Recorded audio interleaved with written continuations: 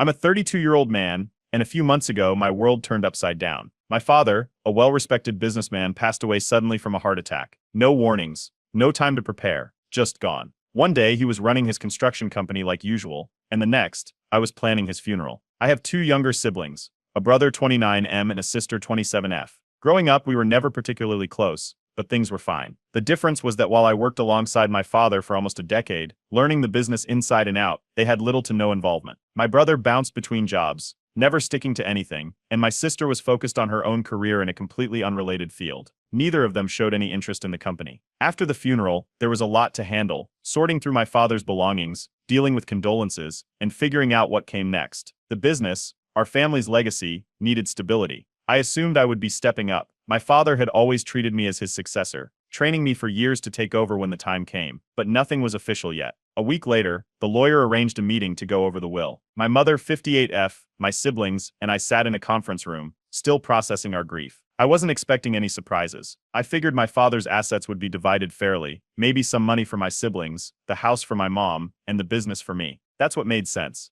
The lawyer started reading. My father had left behind detailed plans for everything. My mother received the house and a substantial amount of money. My siblings each got an equal share of the rest of his financial assets. Then he got to the business. My father left me sole ownership of the company. I barely had time to process the words before my siblings lost it. My brother immediately pushed back, claiming there had to be a mistake. My sister jumped in, saying there was no way our father would do that. They both insisted the business should belong to all three of us. The lawyer calmly explained that the will was clear and legally sound. My father's decision was deliberate. There was no foul play, no last-minute changes. But my siblings weren't having it. My brother accused me of manipulating our father into cutting them out. My sister suggested that our dad must have been pressured or not thinking straight when he wrote the will. My mother stayed quiet at first, then hesitantly said maybe there was a way to work things out so that everyone felt included. I could see she didn't want to take sides, but that only made things worse. My siblings took it as validation and doubled down. The accusations escalated fast. They went from disbelief to full-blown conspiracy theories. My brother started making comments about how I always had more influence over our dad because I worked with him. My sister called it unfair and said our father must have regretted making that decision before he died. The lawyer shut down all their claims. The will had been drafted over a year ago while my father was in perfect health. There were emails, legal discussions, and even witnesses. This wasn't a rushed or manipulated decision. This was exactly what our father wanted. That didn't stop them. My brother declared that he would contest the will in court. My sister backed him up, saying they deserved their fair share. They acted like I had stolen something from them, as if they had ever put a single hour into building the company. The guilt tripping started almost immediately. They brought up childhood memories, reminding me of how our father used to say we should always stick together.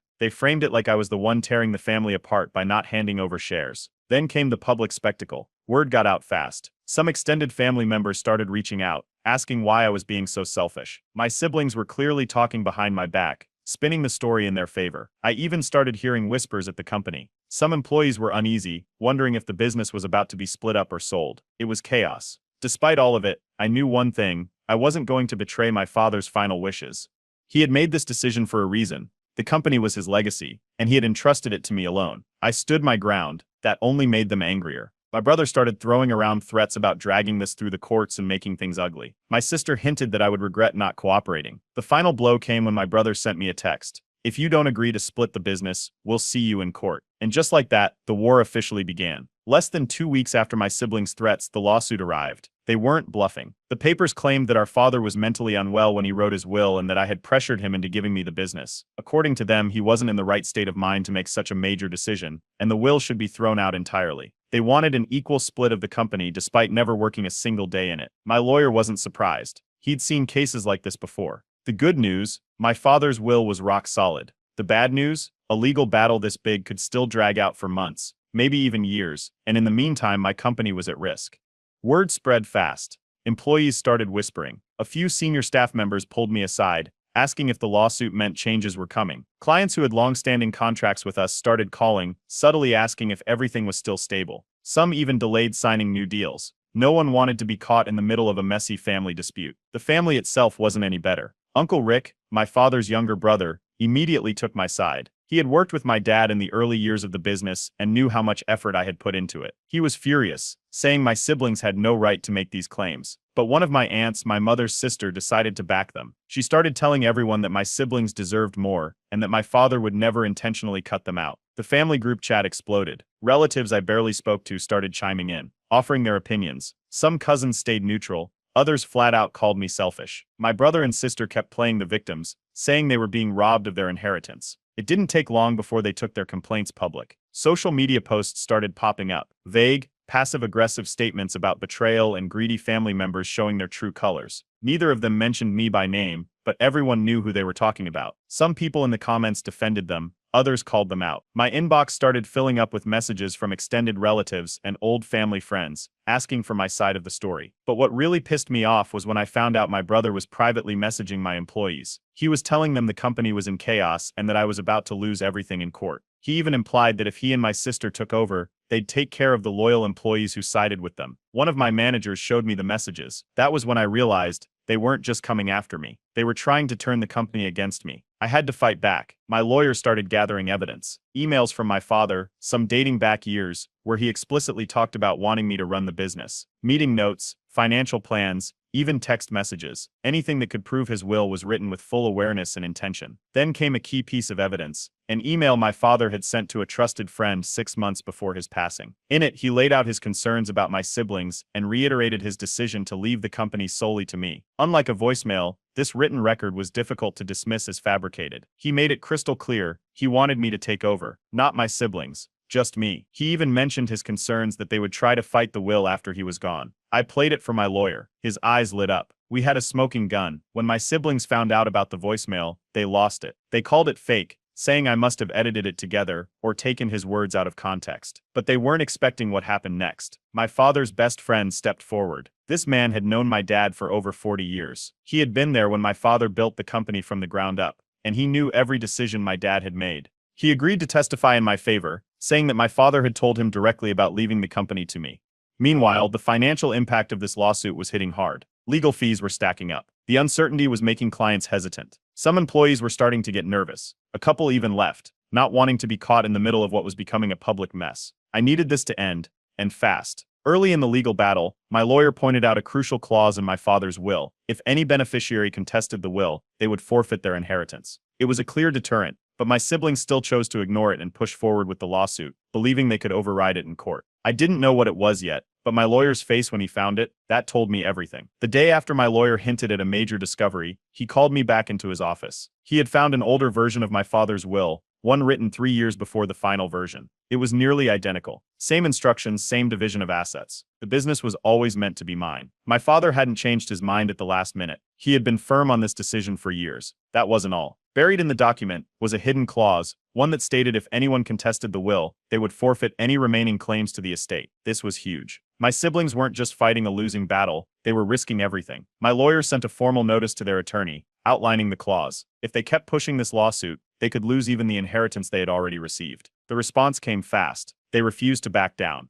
According to them, I must have planted this document. They claimed it was too convenient that we found it now. My brother went as far as to say my lawyer and I had faked the entire thing to trick them. It didn't matter that everything was verified, legally recorded, and completely above board. They were too deep in their delusions to accept the truth. That's when I found something even bigger. While going through my father's personal office at home, I found an old handwritten letter addressed to me. It was in a locked drawer, tucked away under some paperwork. The letter was dated 6 months before he died. In it, my father explained his reasoning, in his own words. He wrote that he had given my siblings every opportunity to be involved in the business, but they never showed any real interest. He mentioned conversations where they outright told him they didn't care about it. He had no doubt that leaving them ownership would have resulted in them selling off the company for quick cash. This business was built with hard work, and it should go to someone who values that work. That was the line that stuck with me. I took the letter to my lawyer. He immediately added it to our case. My siblings still weren't ready to accept defeat. They doubled down on their smear campaign. More vague social media posts, more manipulative messages to extended family. Now they were claiming I had brainwashed our father against them, but people were starting to see through it. A few employees who had once been skeptical switched sides. Some extended relatives called me to apologize for believing their lies. Even old business associates reached out, offering their support. By the time the court date arrived, the tide had already turned. We walked into the courtroom, and it was immediately clear my siblings weren't prepared for what was about to hit them. My lawyer laid out everything. The emails from my father discussing the will, the older version of the will with the same terms, the voicemail where my father clearly stated why the business was mine, the letter in my father's own handwriting explaining his reasoning. Then came the final blow. My father's best friend took the stand. He told the court how my father had spoken to him repeatedly about his plans, how he had never once considered splitting the business, how he had known my siblings would fight this decision but had been firm in his choice. And that's when my brother snapped. He stood up in the middle of the hearing, yelling about how I had stolen his future, how my father had never really meant it, and how he should have been given the company. The judge wasn't impressed. After a brief recess, the final decision was made. The will stood. There was zero evidence that I had manipulated my father. The case was officially dismissed. That's when my sister stormed out. She walked straight out of the courtroom, not even waiting for the final paperwork to be signed. As she left, she muttered that she would never speak to me again. My brother sat there shaking his head, completely stunned. Then came the financial consequences. Because they had lost the case, they were ordered to pay for a portion of my legal fees. It wasn't everything, but it was enough to make a dent in their finances. That's when my lawyer hit me with one last revelation. While reviewing financial records and past legal documents, he found evidence that my siblings had tried to gain financial influence in the company. They had pushed for more involvement but had always been dismissed by my father, which made their shock at the will reading seem more like an act than genuine surprise. There were meetings they had scheduled behind my back, private conversations with certain investors, requests to access company financials. It looked like they had been planning something big. Maybe they thought my father wouldn't last much longer. Maybe they were hoping he'd sign something over to them before he passed. But whatever the case, it was clear now. This wasn't just about fairness or family. They had been trying to take the business for themselves all along, and just as I was beginning to finally move past everything, an unexpected email landed in my inbox. The subject line: "You don't know the full truth about your father." A few days after the lawsuit was finally settled,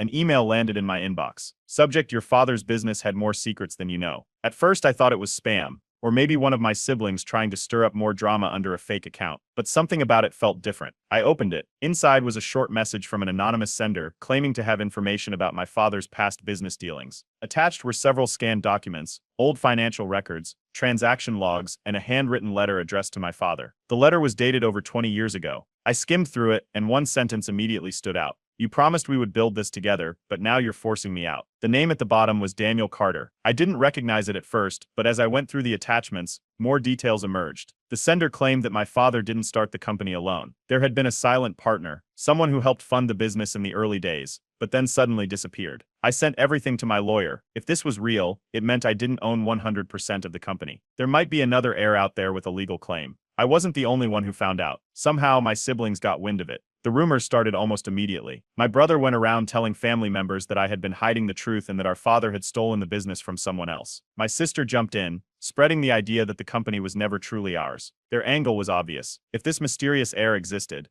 they thought he could force me to split the company. I brought it up to my mother. The moment I mentioned the name Daniel Carter, she froze. Her expression changed instantly. She told me to drop it. That was when I knew she knew something. I kept digging. Through old records, I found legal documents showing Daniel Carter's involvement. While my father had officially bought out Daniel's shares, the payout was far below market value, raising ethical concerns. His name wasn't erased, but it had been quietly removed from public company history, an omission that had gone unnoticed for years. What happened to him? And why had my father never mentioned him? The email sender had included one final detail. Daniel Carter had a son, and if the information was accurate, he might have a legal claim to part of the company. I needed answers. I hired a private investigator to track down Daniel or his son. If this was real, I needed to know what I was dealing with before my siblings twisted it into something worse. Weeks passed with no leads. Then, one night, another email came through. This time it was from a different sender. The message was short. "My father was Daniel Carter. I think it's time we talked." The email didn't ask for money. It didn't threaten legal action. It was just a single sentence. "My father was Daniel Carter. I think it's time we talked."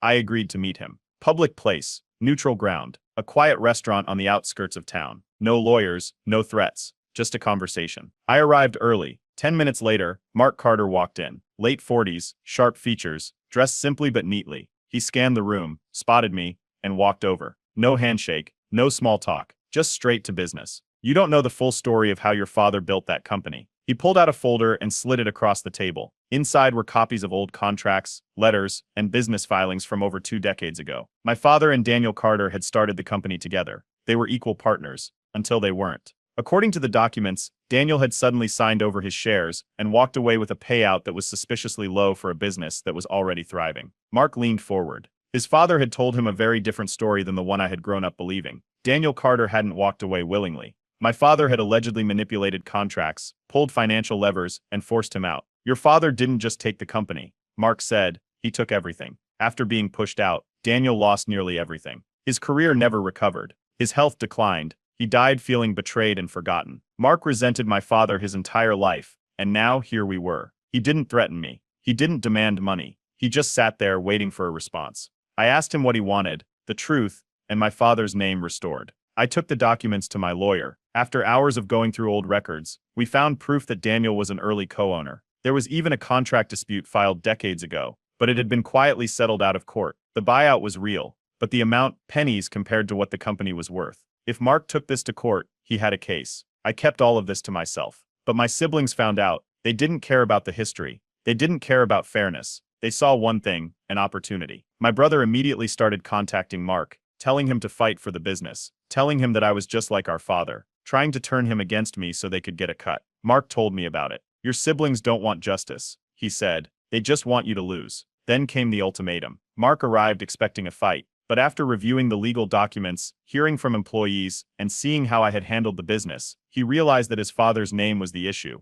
not a takeover. He wanted recognition, not revenge, and that changed the nature of our discussion. He wanted an official acknowledgement that Daniel had co-founded the business, and he wanted a share of the company's profits, not to take over, but to correct what he saw as an injustice. My lawyer was clear. If I refused, Mark could sue. It would drag on for years. I had 48 hours to decide. This wasn't just about business anymore. It was about the truth. And I had to decide if I was ready to face it. With only 48 hours to decide, I needed answers. I went to my mother. When I mentioned Mark and Daniel Carter, she didn't react with shock. She already knew. She tried to brush it off at first, saying it was complicated, but I pushed. Finally, she broke down. She admitted that my father did push Daniel out. He had used legal loopholes, contract fine print, and financial pressure to strip him of ownership. Daniel never walked away willingly. He was forced out. My mother had known for years, but had been sworn to secrecy. My father made her promise never to tell us. That was it. Confirmation. My father, the man I had idolized, had built his success on betrayal. I barely had time to process it before my siblings found out. The moment they heard, they latched onto it.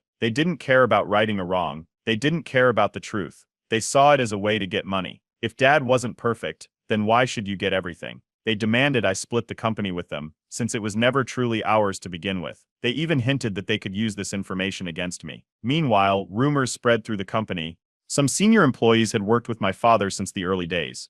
They knew Daniel. A few of them privately reached out, asking questions. It was clear I had to handle this fast. I met with Mark again. I told him the truth. I acknowledged what had been done to his father. I agreed to publicly restore Daniel's name as a co-founder in company records. Then I made an offer, a financial settlement, enough to make things right without destroying the company in a legal war. Mark accepted. With a legal agreement in place, he dropped any future claims. I thought that would be the end of it. I was wrong. When my siblings found out about the payout, they lost their minds. They accused me of betraying the family by giving money to an outsider while refusing to give them anything. Then came their last move. They threatened to go to the media and expose everything. The betrayal, the lawsuit, the settlement with Mark. They wanted to paint me as a fraud who stole the family legacy. But before they could act, I discovered something worse. My brother had already gone to a journalist. He had secretly tried to sell a fake story, making it seem like I had manipulated everything to cut them out. But the journalist he approached wasn't stupid. They fact-checked. When they contacted me, I sent them the real evidence. Emails, contracts, the will, the lawsuit dismissal, everything. The journalist dropped the story.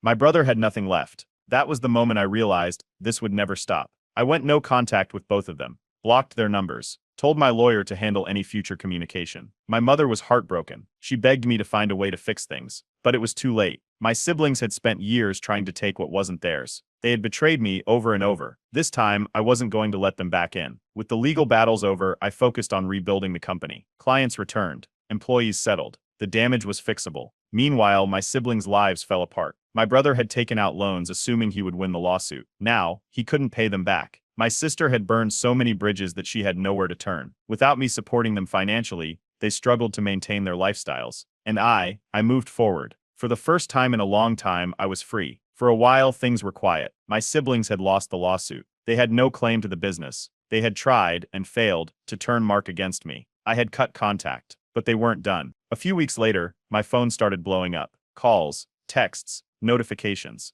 people tagging me in posts. An article had gone viral. Billionaire's son steals business from grieving siblings. The story painted my siblings as helpless victims. It claimed that my father had changed his will at the last minute. Pressured by me, it said I had manipulated him into cutting them out, leaving them penniless. The comments were brutal. Strangers calling me a greedy thief, saying I had betrayed my own family. Some even threatened to boycott the company. It was a complete lie, but it was spreading fast. Some clients started hesitating on deals. A few even called to ask questions, clearly uncomfortable with the accusations. My lawyer stepped in immediately. A cease and desist letter was sent to the publication. They were threatened with legal action unless they took the article down. While we waited, Mark did something unexpected. He publicly defended me. He posted a statement saying he had seen the evidence firsthand, that I was the only one who did the right thing, that my siblings were only interested in money. It helped, but the damage was already done. My mother was devastated. She begged me to fix things with my siblings. She didn't care about the truth. She just wanted the fighting to stop. I refused. Then my lawyer found a second journalist, someone interested in exposing the real story. We handed over everything: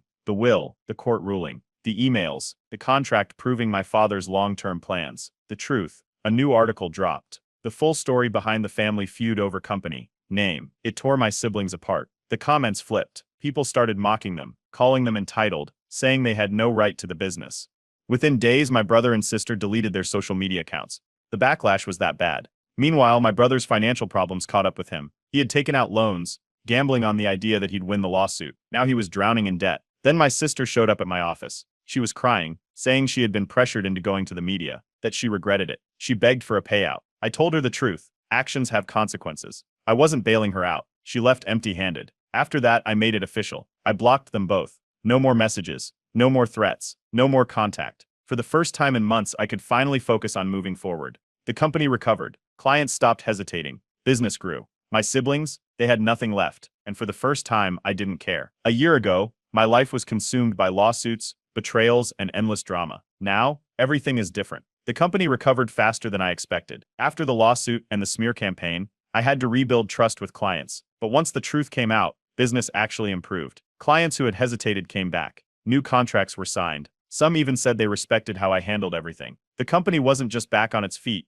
it was growing. We expanded into 2 new markets, secured major contracts, and hired more staff. What my siblings tried to destroy, I made it stronger. I kept in touch with Mark. Despite everything, he never wanted to take the company from me. He just wanted his father's name to be acknowledged. So, I offered him a consulting role. Not out of obligation, but because he knew the industry and had valuable insights. He accepted. Having him on board felt like closing the last open wound from the past. The company wasn't just my father's legacy anymore, it was also Daniel's. At first, my mother remained quiet, almost as if she had already made peace with my father's decisions. But when I confronted her about the truth behind Daniel Carter, her expression changed. She looked away, sighed, and finally admitted, "Your father made choices I never agreed with." But I was too afraid to speak up. But she also knew that there was no fixing things now. She respected my decision to cut them off. She didn't like it, but she understood. I heard through mutual acquaintances that my brother lost his house. Those loans he took out, he couldn't pay them back. After defaulting on multiple payments, he was forced to move into a small rental. The luxury lifestyle he once flaunted, gone. He now works a low-paying job, far from the flashy success he thought he was destined for. My sister, despite her financial struggles, she still tries to keep up appearances online. She posts filtered pictures,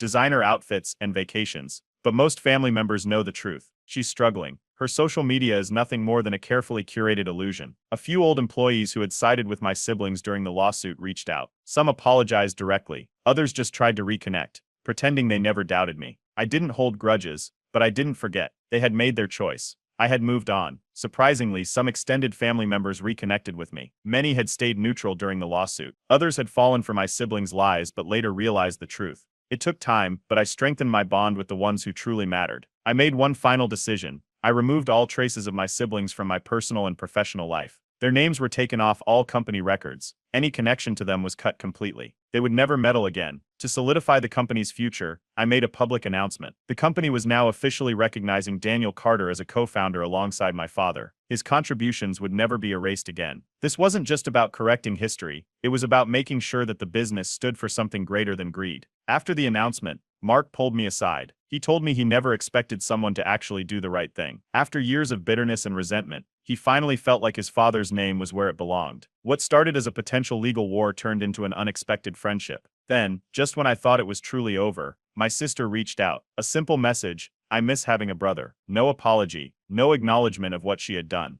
Just a thinly veiled attempt to pull me back into their mess. I didn't even reply. I knew exactly what this was. Another manipulation attempt. Another way to worm her way back in. I had already made my choice. I blocked her number. For the first time in my life, I felt in full control. No more fighting. No more manipulation. No more drama. With the past behind me, I started thinking beyond what my father had imagined. I wasn't just running his business anymore. I was building my own legacy. The lesson learned: people say blood is thicker than water. But I learned that sometimes blood isn't thicker than self-respect. Sometimes, the best thing you can do, walk away. A year after cutting ties with my siblings, I thought I had seen the last of their drama. Business was thriving, my personal life was peaceful, and for once, everything felt settled. Then, out of nowhere, a handwritten letter arrived in the mail. No return address. No indication of who sent it. Inside was a sealed envelope with my father's name on it and a note attached. This was meant for you. I'm sorry it took so long. The handwriting was unfamiliar, but the letter inside, it was signed by my father's old lawyer. I sat down and read every word. My father had mentioned to his lawyer that he wanted a separate account set up for future contingencies, but he never finalized the details. The lawyer, realizing its importance only after the lawsuit was settled, revisited old notes and discovered a legally binding financial provision that my siblings had unknowingly forfeited by contesting the will. A second bank account that neither my siblings nor I had known about. But the real shock: the will had one specific clause. If my siblings ever contested the inheritance, they would be completely cut out of this account. If they had respected my father's wishes, they would have received a 7-figure payout each. But because they fought me, because they tried to destroy everything, they got nothing. The money, every last cent of it, was mine. I took the letter to my lawyer, who verified everything. The bank account existed. The will was legal and binding. My father had planned this as a test. The moment my siblings had filed that lawsuit, they had unknowingly sealed their fate. Word spread fast. It didn't take long for my siblings to find out. The first message came from my sister. "I'm willing to forgive everything if you share it with us." Forgive me? For what? For winning. I didn't reply. I just blocked her instantly. My brother took a different approach. Out of desperation, he tried suing again, but this time, there was no loophole, no argument to twist, no case to make. The judge threw it out immediately. With no more options left, my siblings finally went silent. No more messages, no more social media posts, nothing. I had won. But it wasn't about the money. It was about freedom. With part of the new inheritance, I decided to expand the company, not just for growth, but to start something new. A philanthropic initiative in my father's name. Not for him, not for his memory, but because I wanted to build something better, something that wasn't tainted by greed and betrayal. At the end of it all, I realized something. I didn't just inherit a company. I inherited my own life back. Some family members aren't worth saving, and for the first time, I had no regrets. I'm a 34-year-old guy, married to my wife 32F for 3 years now. Things have been good between us, and earlier this year, we took the big step of buying our first home together. It's a 3-bedroom place in a quiet neighborhood, exactly what we wanted. It's not huge, but it's ours, and it felt like the start of the next chapter in our lives. Now, about my relationship with my wife's parents. Let's just say it's always been polite but distant. They live about 2 hours away, so visits have mostly been limited to holidays, birthdays, or the occasional Sunday dinner. My wife is close to them, but we've never really spent a lot of time together. It's not that I dislike them, we just haven't had much of a connection. Things took a turn when my in-laws ran into some serious financial trouble. They owned a small business, but the last few years have been rough, and eventually they had to shut it down. From what my wife told me, they were struggling to keep up with their bills and had pretty much exhausted their savings. It's been tough for them, no doubt about that. One evening, my wife came up to me with a look that immediately made me uneasy. She said her parents had called earlier and hinted that they might need a place to stay for a little while until they could get back on their feet. It caught me off guard. I mean, I wasn't expecting them to ask something like this. It's not exactly a small favor. My first reaction was to ask a few questions, like how long they'd be staying and what their plan was, but my wife didn't have clear answers. All she knew was that they were in a tight spot and needed help. At first, I didn't say no. I tried to keep an open mind because I get that these are tough times for them. But as we talked more, it became clear that their idea of a little while was pretty vague. When pressed, my wife mentioned that it could be a few months or until they get stable again. That didn't sound like a short-term thing to me, and I started to feel uneasy. Our house has 3 bedrooms, but that doesn't mean we have room for 2 more adults. One of the rooms is our master bedroom, obviously. The second is my home office, where I work full-time. I've been working from home for the past couple of years, and it's been going well, but I need that space. The third room is technically a guest room, but it's small, and we use it as a kind of storage area. My wife's suggestion was that I could move my office into our bedroom temporarily to free up the guest room for her parents. That's when I started feeling like this whole thing was getting out of hand. I pointed out that even if I moved my office, we'd still be short on space. Plus, I have client calls and meetings throughout the day, and working out of our bedroom wasn't exactly ideal. But my wife seemed determined, saying that we could make it work if we all made some adjustments. The more we talked, the more I realized that she was prioritizing their needs over our routines and comfort. It felt like she'd already made up her mind to help them out, no matter the cost. She tried to reassure me, saying it was just family helping family, but it wasn't that simple for me. Having them stay with us meant changing our entire living situation, and it wasn't clear for how long. Then, there was the matter of money. My wife mentioned that her parents couldn't contribute to household expenses right away. They promised they'd help out once they got back on their feet, but there were no specifics. Meanwhile, I could already see how things would go. Our utility bills would go up, we'd be feeding more people, and all that without any clear idea of when it might end. When I brought up my concerns to my wife, she got defensive. She said that we had a responsibility to help her parents out because they've done a lot for her in the past. I tried to make it clear that I wasn't against helping them. I just wasn't comfortable with the open-ended nature of their request. It wasn't like we were talking about letting them stay for a week or two. This was shaping up to be something much longer, and I needed more clarity. After a few more back-and-forth discussions, I set a boundary. I told her that while I understood her desire to help her parents, I couldn't agree to having them move in without a clear plan. If they needed to stay for a week or two while they sorted out their next steps, that was something I could live with. But I wasn't comfortable with them moving in indefinitely. It was a tough conversation, and I could tell my wife was disappointed,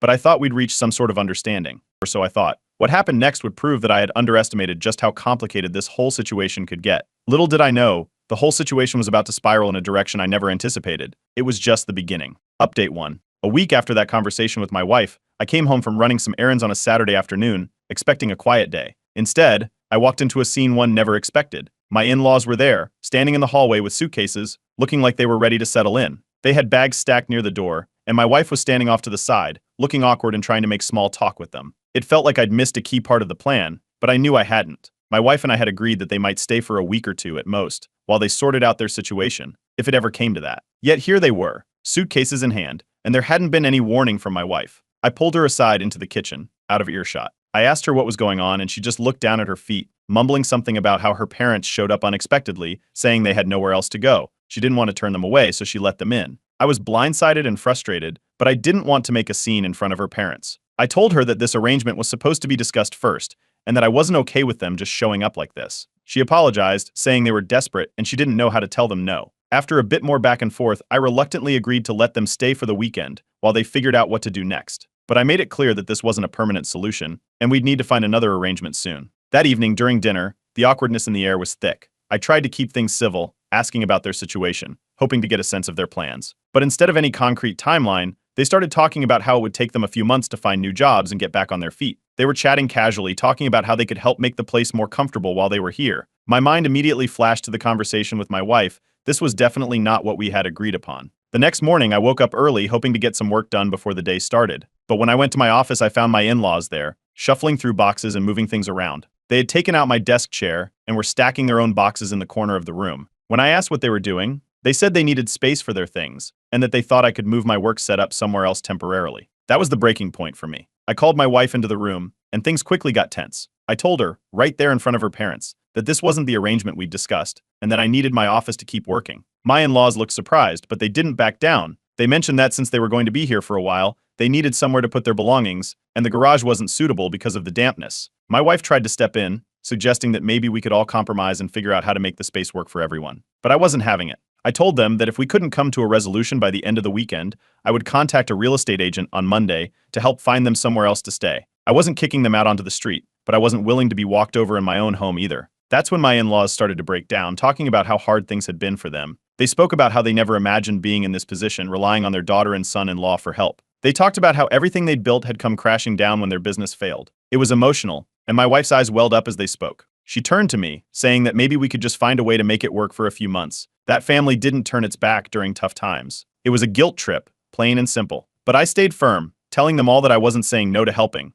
They just couldn't stay here indefinitely. I needed a timeline and a plan, not vague promises and assumptions that I'd just roll over and make space for them. The tension in the room was palpable, and after that, my wife barely spoke to me for the rest of the day. She spent most of her time with her parents, while I stayed in the bedroom, avoiding the whole situation. By Sunday evening, it was clear that nothing was going to change. My in-laws were still settled in the guest room, making themselves more comfortable by the hour. I noticed they'd even started rearranging some things in the living room, like they were moving in for good. It felt like the entire weekend had been a standoff, and now they were treating it as if the deadline I'd set never existed. I called a close friend that night, venting about the situation. He couldn't believe what he was hearing and said that I was being way too accommodating. He told me to stand my ground, reminding me that I had every right to control what happened in my own home. His support helped, but I knew I was in for a fight, especially since my wife was giving me the cold shoulder now, barely acknowledging me whenever I tried to speak to her. When Monday morning rolled around, I started researching our options, looking into what the laws said about evicting someone who had been allowed to stay temporarily. It wasn't something I wanted to do, but I needed to know what I was dealing with if things continued like this. My in-laws might have turned up out of desperation,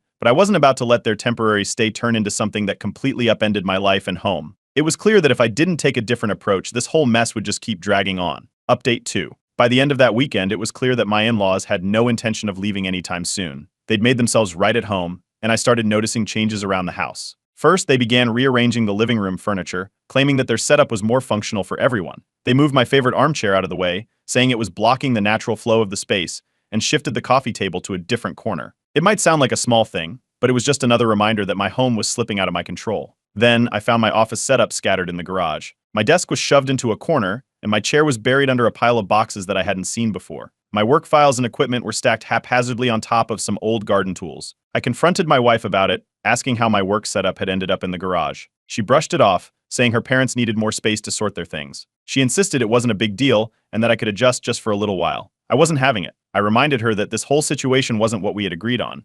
I told her that her parents moving my stuff without asking was crossing a line, and we needed to come up with a resolution quickly. But instead of taking it seriously, she kept downplaying the situation, saying we just had to make it work because they were family. It felt like she was ignoring everything we talked about, and it didn't sit right with me. Meanwhile, the financial strain began creeping in. Our utility bills spiked noticeably within the first 2 weeks of their stay. The heat was running longer because my in-laws liked to keep the house warmer, and there were more groceries to buy. I'd already brought up the idea of them pitching in, but no money had come our way yet. They kept saying they would help out once they were back on their feet, but every time I looked at the grocery bill or the power usage, I saw how their stay was affecting our budget. On top of that, the in-laws started making passive-aggressive comments during dinner. Whenever I mentioned my work or the need for quiet during the day, they'd say things like, well, not everyone gets to work from home, or must be nice to have all that space to yourself. It was clear they thought I was being inflexible and that I should just make more accommodations for them. My wife didn't step in to address their comments, and the tension in the house kept building. After one particularly awkward dinner, I decided I had to lay down some ground rules. I told my wife and in-laws that we needed to have clear boundaries about using the shared spaces, like the living room and kitchen,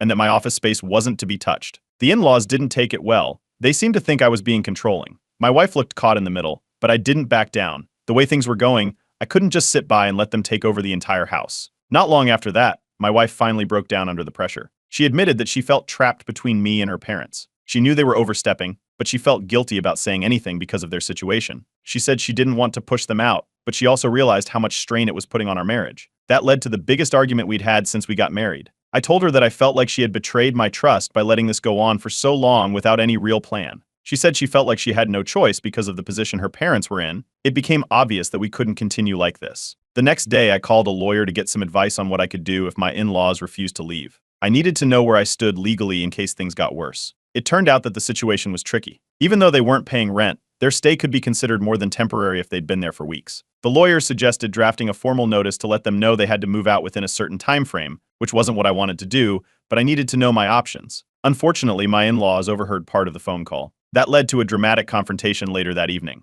They cornered me in the living room, demanding to know why I was talking to a lawyer about them. My wife looked shocked, and the atmosphere was tense. They accused me of trying to kick them out when they had nowhere to go. I didn't deny it. I told them straight up that I had consulted a lawyer because this arrangement wasn't working for anyone. I gave them a final 2-week deadline to find somewhere else to stay, telling them that this wasn't sustainable for any of us. They tried to smooth things over afterward, saying they never wanted things to get so tense and that they just needed a little more time. My wife urged me to be patient, but their attempts to mediate only made me more frustrated. I felt like they were still avoiding the real issue. They had moved in without any discussion, and now they were acting like it was their right to stay. Even the neighbors noticed that something was off. One of them caught me outside one afternoon and asked if everything was okay. He mentioned that he'd seen my in-laws around a lot lately and thought it seemed like there was tension in the air. It was embarrassing to realize that even the neighbors were picking up on the stress at home. As the days ticked by, the pressure only increased. My wife and I barely spoke, and when we did, it was usually about her parents. My in-laws continued to act like they had all the time in the world, making themselves comfortable and not showing any signs of leaving. I knew that if something didn't change soon, I'd have to take more drastic measures. The next step was going to be tough, but I couldn't see any other way forward. Update 3. After I issued the 2-week deadline, things got even more tense. My wife, realizing that things couldn't keep going as they were, suggested a potential compromise. She came up with the idea that we could rent a nearby apartment for her parents, just for a few months until they figured things out. She'd found a place only 10 minutes away, and it seemed like a decent solution. It would give them space, and we could have our home back. But when she brought it up to her parents, they immediately shot it down. They said they couldn't afford to pay for a rental, even temporarily, and that moving out right now would just add to their stress. They insisted that staying with us was the only option that made sense. They mentioned that the cost of rent, even for a small place, would eat into what little savings they had left. It felt like they were making excuses, but my wife seemed caught between trying to make me happy and not wanting to push her parents away. That's when she made a suggestion that really threw me for a loop. She brought up the idea of using some of our joint savings to help her parents with the rental. She argued that it wouldn't be a long-term expense, just something to help them get on their feet. I couldn't believe what I was hearing. We'd saved that money for emergencies and long-term plans, our plans. Using it to support her parents indefinitely wasn't something I'd ever agreed to, and I made that clear. After that conversation, I decided it was time to follow up with my lawyer. The lawyer confirmed that I had the right to issue a formal notice to my in-laws, especially since they weren't paying rent and their stay was supposed to be temporary. So I took the next step. I served them with a written notice to vacate the premises within 2 weeks, hoping that this would finally push things towards a resolution. The moment I handed them the notice, it all hit the fan. My in-laws reacted with a mix of anger and tears. They accused me of being heartless and cruel, of trying to kick them out when they were at their lowest. My mother-in-law kept repeating that she never thought it would come to this, while my father-in-law glared at me like I'd just betrayed their entire family. My wife stood there, watching the whole thing unfold, but she didn't say anything. She just looked down, her silence only making everything worse. It felt like she was choosing to stay out of it, leaving me to be the bad guy. But things took an even stranger turn a few days later. While I was cleaning up the guest room, I found an old bank statement mixed in with some of my in-laws' papers. I wasn't trying to snoop, but the numbers on the statement caught my eye. It showed a balance that was much higher than they'd been letting on, significantly more than they'd claimed to have.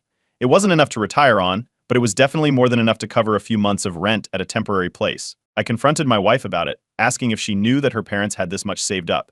She looked shocked at first, but then admitted that she had known about it. She tried to justify it, saying that her parents didn't want to use their savings unless they absolutely had to, and they were embarrassed about being in this situation. She said they were trying to hold on to what they had left because they were scared of running out of money completely. Hearing that felt like a punch to the gut. It wasn't just about the money, it was about the fact that she'd known this whole time and hadn't told me.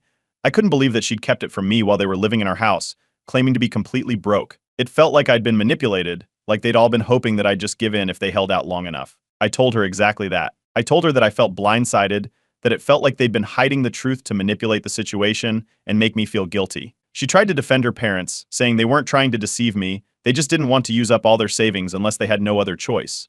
But to me, it didn't change the fact that she'd kept it from me. It felt like our trust had been shattered. Meanwhile, my in-laws kept playing the victim, telling my wife that they felt like they'd lost their only place of refuge and that I was being unreasonable. They kept bringing up how much they'd done for her growing up, how they never imagined they'd be in this position, and how they just needed more time. It was like they were trying to guilt trip her into siding with them, but it didn't work this time. My wife finally snapped. After days of avoiding the issue, she broke down in front of them and admitted that she couldn't keep defending them anymore. She told them that she couldn't keep ignoring how much their presence was straining our marriage, and that they needed to accept that staying with us wasn't working out. I could see how hard it was for her, torn between her parents and me, but for the first time in weeks, she stood by me. With the deadline looming, my in-laws reluctantly started packing their things, but they made no effort to hide their resentment. They moved around the house with tight expressions, barely acknowledging me, and every conversation with my wife turned into a quiet argument behind closed doors. They packed their belongings into their car slowly, stretching the process out as much as they could, as if hoping that someone would change their mind at the last second. I watched as they carried the last of their bags to the car, and for the first time in weeks, I felt a weight lift off my shoulders.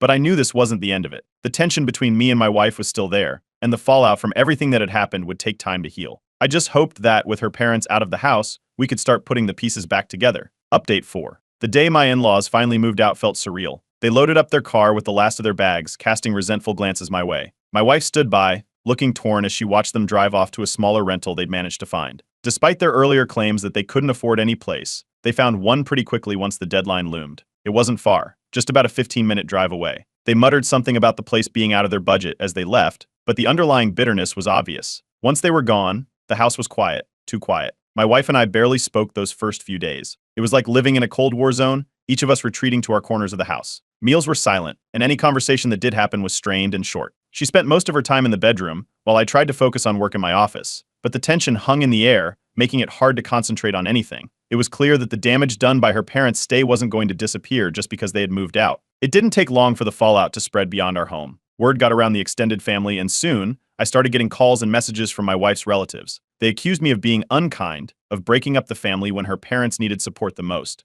I heard words like cold and ungrateful more times than I could count. Some of them seemed to think that I'd forced my wife into going along with my decision, which couldn't have been further from the truth. I tried explaining my side, telling them how the situation had gone on far longer than we'd agreed and how their behavior had crossed boundaries. But most of the relatives didn't want to hear it. They'd already made up their minds, siding with the in-laws and painting me as the villain of the story. My wife, still dealing with her own mixed feelings, didn't step in to defend me either. It felt like I was fighting a battle on multiple fronts, at home and with her family. After a few weeks of this cold, uncomfortable silence, my wife finally came to me one evening. She apologized for how she'd handled everything, admitting that she should have stood up for me more.